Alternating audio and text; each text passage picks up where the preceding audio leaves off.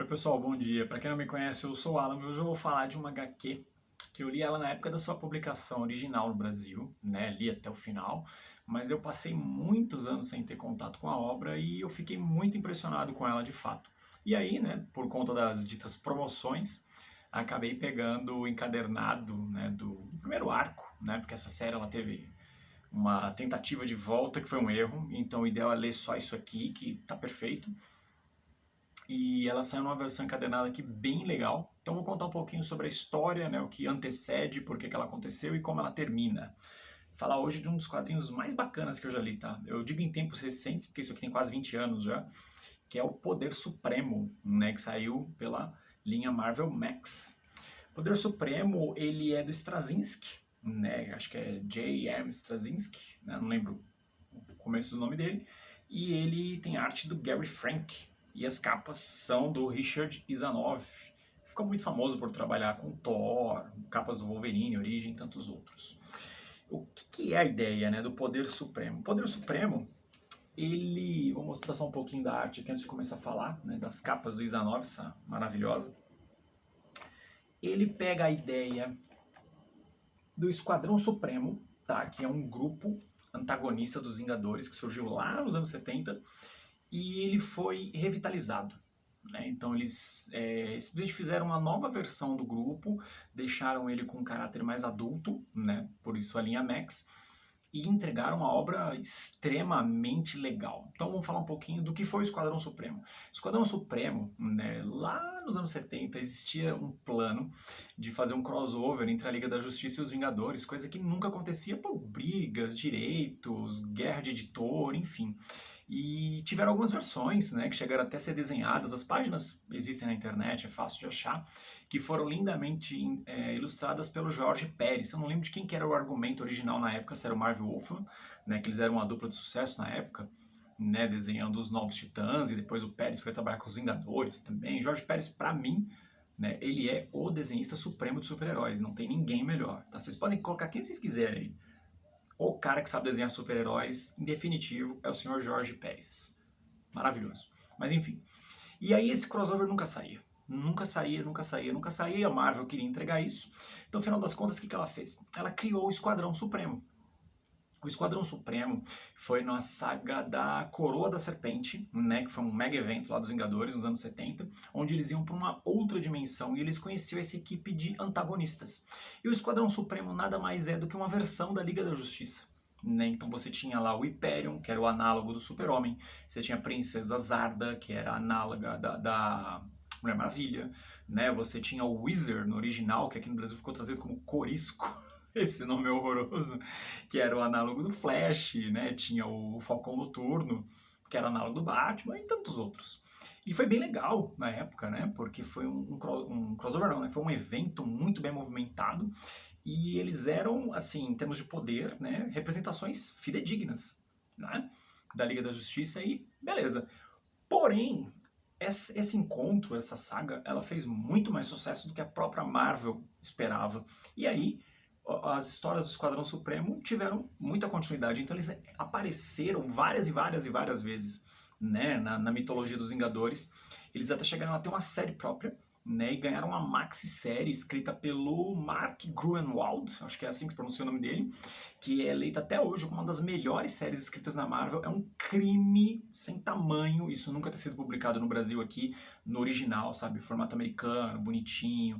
Panini, você que ama uma capa dura, lança uma capa dura do Esquadrão Supremo, do Gruenwald, sabe? Tipo, meu, é maravilhoso até hoje, a história é muito boa, ela trata muito sobre política e o poder, né?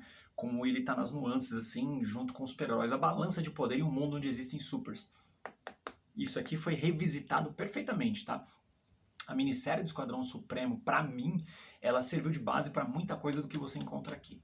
Mas enfim, né? Então aí aconteceu também do Esquadrão Supremo encontrar os Vingadores de novo, né? Na fase do Buzzek e o Pérez, sim, num crossover de 2 edições. Meu, muito legal, tá? Muito, muito, muito, muito legal.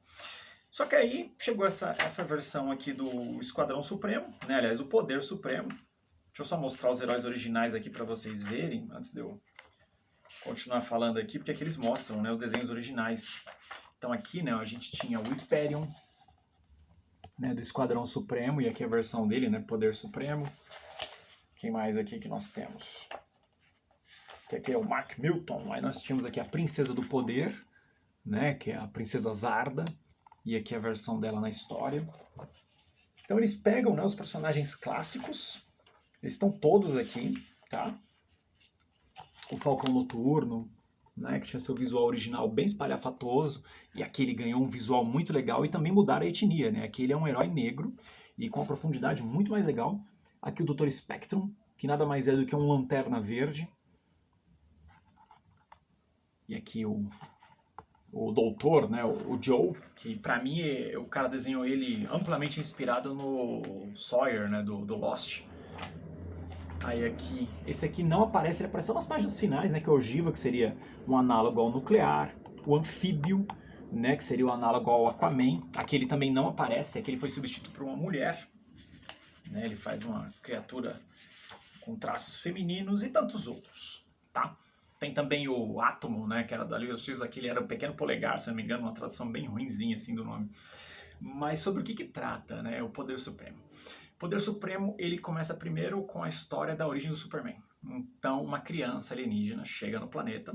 Aliás, né, falei um pouquinho sobre o Esquadrão Supremo, vou falar um pouco sobre isso aqui e está recheado de spoilers esse vídeo, eu vou contar a história. Esse vídeo vai ser um pouquinho mais longo, então se você está afim de saber sobre o que se trata isso aqui, senta aí e vai demorar um pouquinho. Acho que vou ficar uns 7 minutos agora falando aí sem parar. Então, esse quadrinho começa com a chegada de um bebê alienígena que é encontrado por um casais, né, por um casais é ótimo, por um casal do interior, e levam para casa igualzinho. Porém, né, mais baseado na realidade, os militares já chegam imediatamente. Né, cara, é um OVNI, tá chegando, vamos investigar. E pegam a criança e o artefato. Beleza.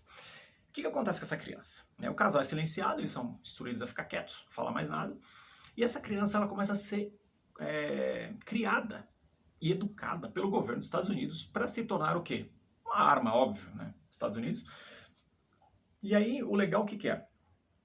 Eles contratam um casal de agentes, né, que vocês vão ser a família fictícia do garoto. Então ele vai crescer, a lavagem cerebral para se tornar um americano perfeito. Então, russos são todos comunistas, a China não presta, todos os países do terceiro mundo têm que ficar lá para escanteio mesmo e assim por diante. Então o moleque cresce, totalmente travado no ideal americano. Porém, chega uma hora que ele começa a entender que ele tem poderes, né? Ele descobre os poderes dele e ele fala, não tem nada que possa me deter aqui, sabe? Tipo, se eu quiser ir embora daqui, sair voando, quebrar tudo, eu simplesmente faço. Eu não vou porque eu amo o papai e a mamãe, espero que vocês me amem. Então eu amo vocês porque vocês me amam, então por isso eu vou ficar aqui. E a história vai crescendo até ele chegar à fase adulta. Quando ele chega na fase adulta, as pessoas falam a verdade pra ele, né? Tipo, você é criado pelo governo desde que você nasceu, mas não revelam que ele é um alienígena, né? E a gente precisa que você comece a trabalhar para o governo. Então começam a usar ele como uma arma secreta, né? Então até aquele evento do mundo real, Operação Tempestade no Deserto, ele é citado na história, o Mark foi a pessoa responsável por dar cabo da situação, e várias outras situações ele vai resolvendo. Em paralelo, começam a aparecer outras pessoas com poderes, né? Então a gente conhece o Borrão de Atlanta, que aqui seria o Wizard / Corisco, né? Que aqui ele é um corredor negro, né? Ao invés de branco, e ele tem uma personalidade muito legal, fortíssima, né? É um dos personagens mais carismáticos da série. A gente também é apresentado ao Falcão Noturno, que é assim, extremamente violento na história. Aqui. E o Falcão Noturno ele tem um porém legal, que ele só combate crimes de racismo. Então, essa sequência inicial dele aqui, tem uma mulher negra que ela estava prestes a ser estuprada, e o Falcão Noturno dá cabo dos caras com requintes de crueldade. Só vocês olharem aí, ó. Tá vendo? E o visual dele é animal, né? Mas o Falcão Noturno, aparentemente, ele não tem poder nenhum. Ele é um ser humano normal.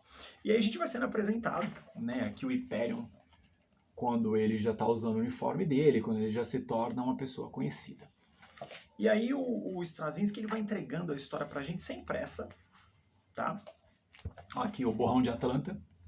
Né? É legal, por exemplo, que quando ele é descoberto, né, quando ele se revela para o público, ele não se torna uma arma, ele simplesmente se torna uma propaganda viva. Então todo mundo, chegam uns empresários nele, muito perto da realidade isso também. Eu gosto muito como o autor conversa com a realidade nessa história, né? Então chega uma empresa e fala assim, meu, a gente quer te patrocinar, então a gente quer colocar Nike, a gente quer colocar ASICS, tudo que for de corrida, de iPod, tudo, a gente vai colocar em você.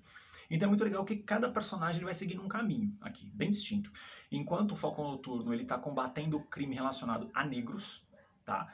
O Hyperion ele continua trabalhando para o governo, mas ele já começa a se desentender e aí gera-se um grande desentendimento com proporções catastróficas na história, que é quando ele decide sair da aba do governo, tipo, meu, eu não trabalho mais para vocês, porém os ideais, né, de fazer o bem, fazer o certo e lutar pelo indefeso, né, pelo fraco e oprimido, ficaram muito cravados na criação dele. Então, pelo menos ele direciona os poderes dele para onde tem que ser direcionado, para fazer o bem. Então, até aí, ok. Né? E o Borrão de Atlanta, ele fica meio tipo ali, né, tô em stand-by, vamos tentar ajudar. Em outro momento da história, aparece um super ser, né, que foi criado pelo governo, com coisas que vieram junto do Império. Não vou dar muitos detalhes para não estragar tanto assim, né, surpresa de quem queira ler. E esse super ser sai do controle. Então os três se juntam, né, Império, Falcão Noturno e o Borrão de Atlanta, aqui só como Borrão, e vão lutar contra ele. Cara, a batalha é animal, assim, é animal, porque ela é extremamente realista. Porque você para e pensa, se eu tenho poderes ao ponto de destruir uma casa com um soco, por que eu tenho que pegar leve com você? Entendeu? Então, assim, isso fica muito claro na história, né? Eu não quero dar detalhes sobre o que esse Super Ser faz para não estragar o choque de quem nunca leu, porque é chocante mesmo o que ele faz, tá? E aí os caras vão para cima dele e é a primeira vez onde o Imperium encontra alguém que faz frente a ele, né? Então ele experimenta dor pela primeira vez, é engraçado, isso doeu, ele toma um soco do cara, eu senti isso, ele faz isso de novo, entendeu? Então é muito bacana.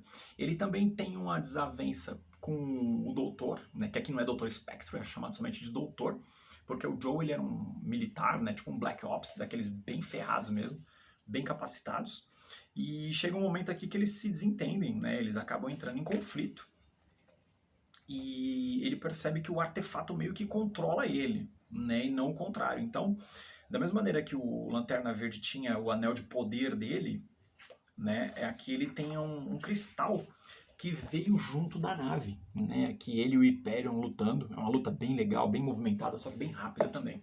Então você vai tendo várias frentes, sabe, eles não viram uma equipe, pelo contrário, não acontece isso na história. O autor ele vai contando a história de cada um como vai acontecendo. Então o doutor, ele trabalha para o governo, ele é um militar extremamente daqueles, sabe, o que tiver que fazer eu faço, ordens são ordens.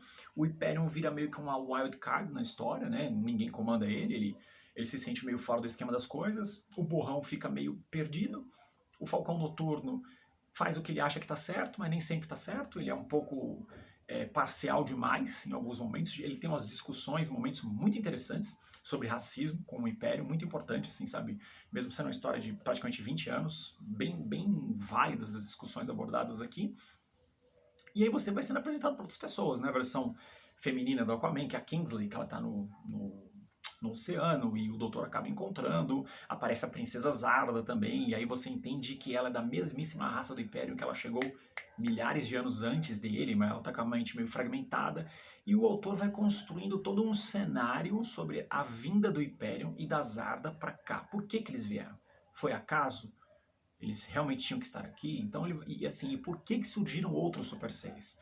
E principalmente na última edição, aparecem vários. Então você percebe que a chegada do Imperium, vamos colocar assim, jogou sementes super poderosas para várias pessoas e várias delas estavam escondidas na sociedade.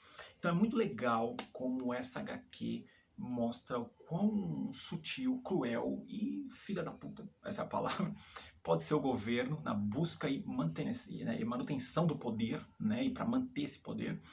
É muito legal como o autor coloca uma abordagem de que se os supers existissem, o que eles realmente poderiam causar de impacto no mundo. Ele já tinha feito algo mais ou menos parecido no Rising Stars, né, que também é dele, que é uma série legal, não é uma série mas é uma série bacana, né, ele tem uma abordagem parecida, mas aqui levou a um outro nível. Então, assim, se você nunca leu o Poder Supremo, super recomendo. Isso aqui volta e me aparece em promoção, tá? Com um preço bem bacana, mesmo assim, 40, 50 reais. O preço de capa disso deve ser 100, 120, não pague isso. Espera entrar em promoção, que ele não é tão raro aparecer. Mais do que recomendo, foi uma das melhores releituras que eu tive aí em 2020. Então, Críticas, comentários, sugestões, sempre bem-vindos. Obrigado pelo pessoal que está curtindo os vídeos de HQ, estão comentando. Obrigado pelo pessoal que está compartilhando meus vídeos de HQ. Vou deixar aqui um super abraço para os meus amigos lá dos escapistas, principalmente para o Luigi. O Luigi é um amigão que eu tenho da internet, aí de 20 e tantos anos. O cara é mega entendido, mas assim, mega entendido de HQs. Se você quiser ver conteúdo de qualidade sobre HQs em podcast, só você escutar lá no seu agregador Os Escapistas. O programa dele tem uma frequência meio maluca, porque ele tá meio atribulado agora, mas é um dos melhores programas da internet sobre, beleza? Mais uma vez, aquele abraço.